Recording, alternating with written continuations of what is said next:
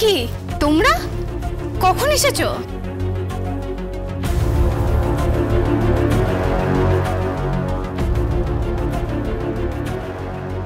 I am sorry, আসলে আমরা ঠিক জানতাম না, আমরা ভুল সময় এসে পড়েছি। বল, এখানে কি কোনো অনুষ্ঠান হচ্ছে নাকি? হ্যাঁ। ও, তাহলে বরং আজ আমরা আসি। হ্যাঁ। আরে না না না না, তোমরা এসো না, বসো, এসো। না না, বসে লাভ নেই, আমরা বরং অন্যদিন আসবো। তোমরা কি বলতে এসেছিলে সেটাই তো বললে না। সবার সামনে কি করে? আরে বলো বলো, সব তো সবার সামনেই হচ্ছে। তোমাদের ওই মেয়ে যা শুরু করেছে এখানে এসে। এসব কি বলছো তুমি? কি হয়েছে বলো তো? তিথি, রাজ বারবার বাড়িতে আসছে।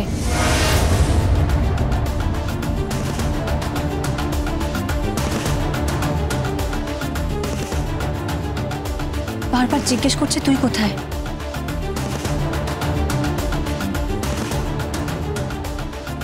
হ্যাঁ, বারবার বাড়িতে ঢুকতে চাইছে, কিন্তু আমরা ঢুকতে দিইনি। তিথি, তোর মার কানে যদি এই কথাটা যায় তাহলে তাহলে বিপদ বাড়বে বই কমবে না।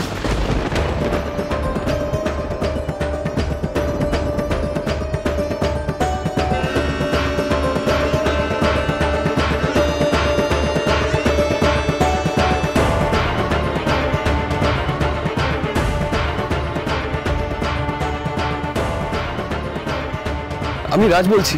দিদি, তুমি কোথায় দিদি? তোমার বাড়িতে আমাকে ঢুকতে দিচ্ছে না, তোমায় আমি খুঁজে পাচ্ছি না। দিদি, আমি তোমার সাথে মিট করতে চাই। হ্যাঁ, একবার আমার সাথে একটু কথা বলো। আমি আমি আমি জানি আমার বাড়ির লোকেরা অন্যায় করেছে, কিন্তু তুমিও তো অন্যায় করেছিলে বলো। আমাকে সেদিন ওইভাবে গুলি করা হলো, আমি তো মরেও যেতে পারতাম বলো। কি হলো, তুমি চুপ করে আছো কেন? কিছু বলো। আমি জানি আমার পরিবারের লোকেরা তোমাকে ফিরিয়ে দিয়েছে। I am sorry for that, তার জন্য আমি ক্ষমা চাইছি তোমার কাছে। দিদি, এরপরও আমি তোমাকে বিয়ে করতে চাই দিদি।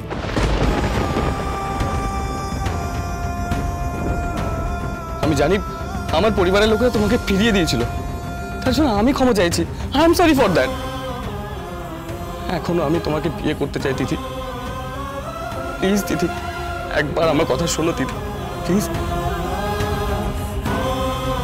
হ্যালো হ্যালো দিদি, দিদি, হ্যালো হ্যালো দিদি।